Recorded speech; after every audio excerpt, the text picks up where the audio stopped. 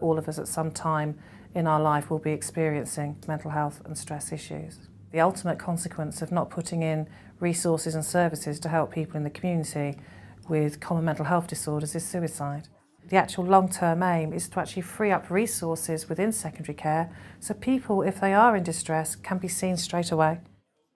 The strength of our organisation is that through a central hub we've brought everything together, and by doing that we can get the patient to the right place, or places often.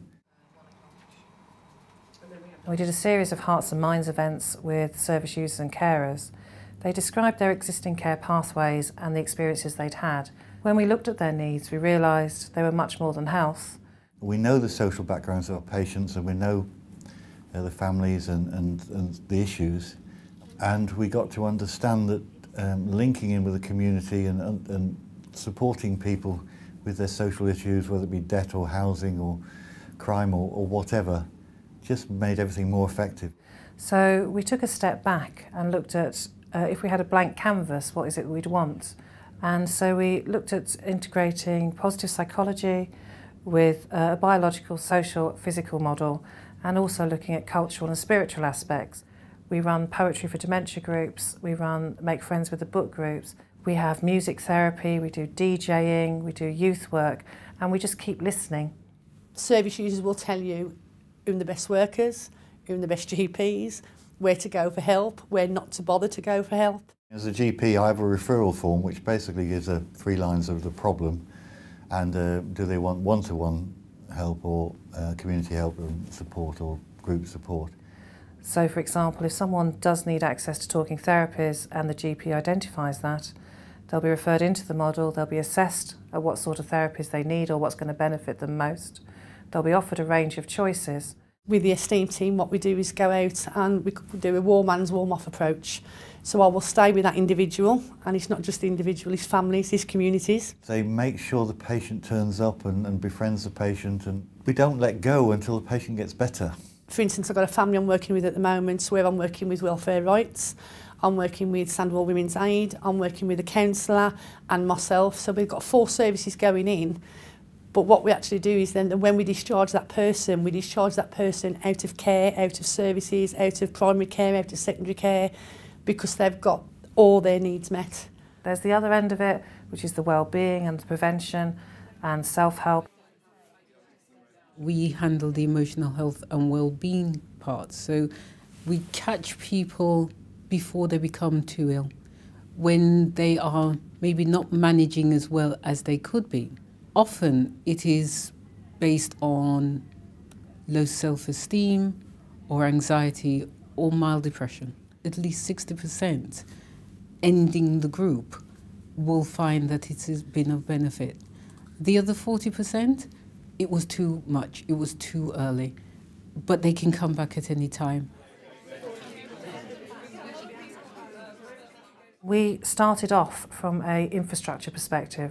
So there's hearts and minds, yes, there's what we wanted, but we took a calculated step back to see how can we make it happen. What we've got in Sandwell is a huge number of resources, whether in the voluntary sector, the council.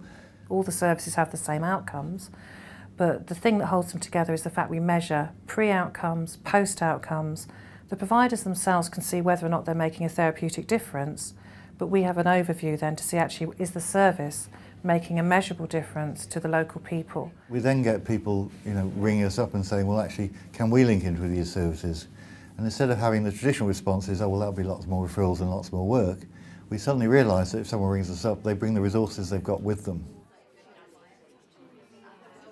If you have staff that are highly motivated, you're more likely to create change. So the first GP surgeries we put a little bit of the service in were those practices that were willing to change. We piloted everything, so we researched everything, pre and post outcomes. If we could get money, we did evaluation studies, so we can actually show that the growth of this. The client has a choice of what service, how does it look, where are they going. If they don't like it, they can leave and try something else. Individually, they come in and they have a pre-measure. The therapists themselves, because they're seeing them over a number of different sessions, can see whether or not they're actually making a difference. I can also show my clients, actually, look where you've come from and look where you are.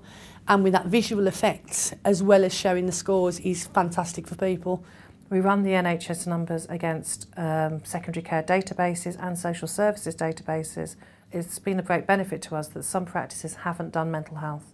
So you're able to benchmark then those that focused on the physical health, and you can see they use 2.5 times more use of resources, 2.5 times length of stay.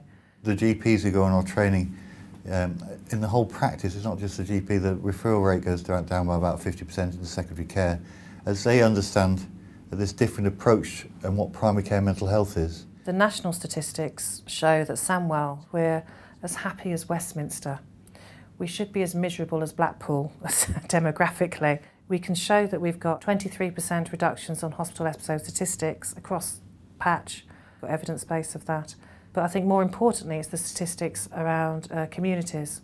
To me, the true measurement of success is how many people aren't coming into our services, but the fact that so many of them are accessing self-help, resources themselves.